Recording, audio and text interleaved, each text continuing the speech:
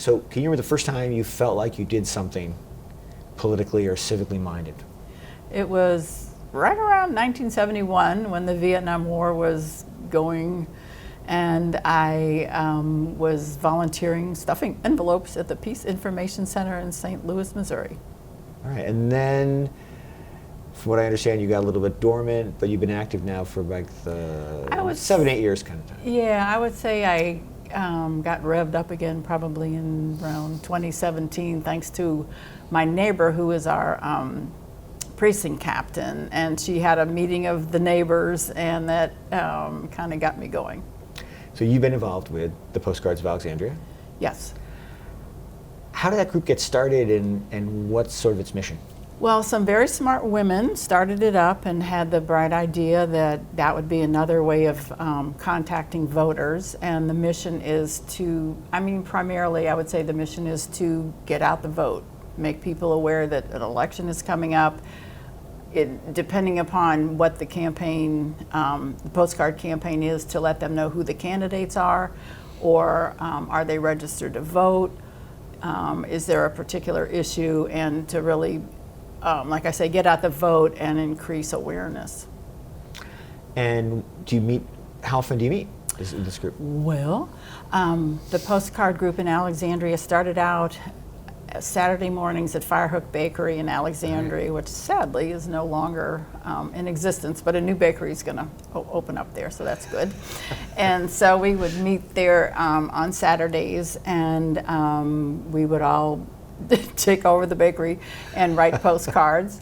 And then a group of us kind of formed Postcards from Alexandria, which is just basically a subgroup of the Postcards for Alexandria, and we work very closely with them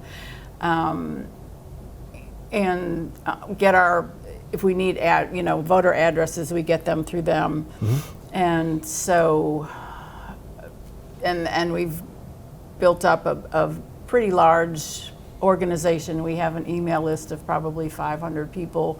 We put out a weekly, just like a little weekly bulletin, or letting everyone know what we're doing, what we're working on, where we'll be, and that sort of information. So it sounds like it's a decent sized time commitment for people like you who are help running it. Yeah, they trust me with the money. I'm the treasurer. I'm sure they should. I think I take vacations. And I'm what do you call it? I've been called the postcard depot because sometimes I get deliveries of like 20,000 cards at a time. I'm a distribution center. So, 20,000 cards? Yeah. Does that fill up the table? I can't even think of what that's a lot of cards. Yeah, it is. So is it fill up a table? Is it fill up a car trunk? It's five large boxes. Wow. That arrive with a thump. And do you wait? So the bakery is closed. So do you meet at a new bakery? Well, it closed after our season was over. Okay. So we just had to we've kind of had to pivot a little bit. But something new is supposed to open up. So hopefully by the time we're distributing for the like the midterms. Right. Yeah. Oh, yeah. Or I'm sorry, for our elections our elections in November. Right. Yeah. Because in Virginia we have elections every year. Yes, exactly. So. But what we also do is throughout the season, there's two of us that have what we call postcard to go boxes at our homes. Right. And they're outside 24/7, so people can drive up whenever they want, get cards, sign them out. And we kind of pivoted to that during the pandemic because it was really tough, to meet in person. So that has worked out really well, and we've just kept that. And those of you that do this have probably developed a lot of good friendships, and oh my goodness, it's a good group. It's such a great group. Yeah. So do you have a favorite moment from all of this? Oh, well, we have like big postcard mailing parties when we've worked really hard and have stacks and stacks of postcards, and we can sort of pile them all up and admire our work and take lots of pictures before we mail everything. And we have this wonderful guy named Randy who loves to pile them in his car, and he will drive them down to the districts. I mean, he'll drive stuff all the way down to Virginia Beach and just all over the place. He still delivering them to then get into the mail. Yeah. Right. Yeah. So have you found, after you got involved with this, that you sort of watch the returns on election night a little bit differently? Do you feel more invested in it? More engaged in it? Oh, well, of course. Yeah, but sometimes I can't take it, though. I just have to go to bed and wait and see in the morning what happened. Right. Some nights are not as good as other nights. This is true. Election-wise. Yeah. So you obviously are very active in trying to strengthen democracy. Are you hopeful? What do you think about a democracy in America today? I'm sorry, say it again. What do you think about a democracy in America today? What's your sense of the outlook for it? Well, that's kind of 50-50. It's really hard on one hand to see people being disappeared, to see people's temporary protected status be rescinded. As a nurse, I've done a lot of voluntary work, like in Haiti, and to see, the people in Ohio that have been working there, paying taxes, living their lives. If they're upended and sent back to Haiti, I just can't even imagine, because I've seen what the conditions are there. There's nothing. So, and to see the Congress people that are just supine going along with this stuff. It's unbelievable. On the other hand, you see Cory Booker. We write our postcards. The populace is out there. I'm sorry, burning up Teslas. I'm sorry. But to be very clear, I mean, most protests have been peaceful. Yes, I'm not. And I've been protesting too as well. And no, I'm not in favor of burning up Teslas or in violence.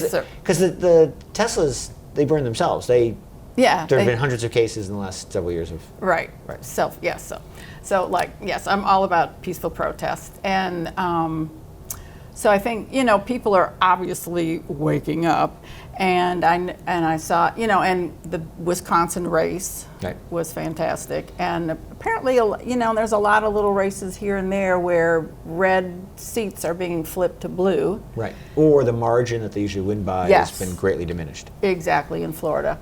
Right. And so those things give me hope, and like I say, I have to keep hoping. Or else, what are you going to do? And I was very surprised when it was announced that there was going to be a march before Trump's second inaugural. Mm-hmm.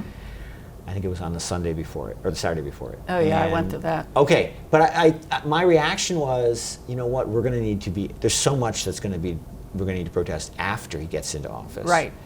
That I questioned whether the energy in the organization would be good to spend before he was even in office.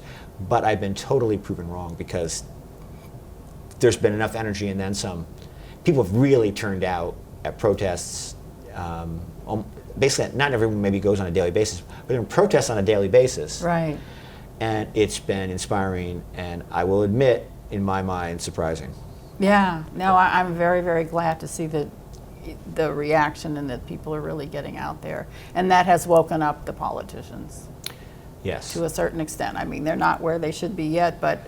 And at the age of some of them, that can be hard to do, to wake them up. Right. So I'm just not naming any names, but that age is just a number. I mean, it's really the attitude and That's exactly right. That's exactly right. How can people find the group and get involved? And would you encourage people to start, if there's no postcards group in their neighborhood or their community, to star one of their own? Oh, absolutely. Yeah. Absolutely. But how can they get more information? I would say go to the website Postcards for VA. Postcards for VA. Yeah, and on there's a comprehensive list of all the postcard groups, and you could contact any of them and get involved, and it will show our group. We're Postcards from Alexandria. You can get involved with us. And I feel like postcards are a nice, they check a lot of boxes. They have an impact. They're not a huge. You don't have to get on a bus and travel for hours to go to a rally or something. They're safe. Yes. If you're someone who is an introvert or somewhat shy. It's a nice, comfortable group. So it's been great to see that energy that people have been able to bring to postcard writing. Yes. And it gets people more engaged in voting. Yeah. Oh, and also our email, if you would like to contact us for information, it's info@postcardsfromalx.com. So keep on getting out there and don't give up hope. Contact your Congress people. Right. Encourage your friends. And we'll get there. Thank you. And thank you for all you're doing for the community and for democracy. I'm happy to do it.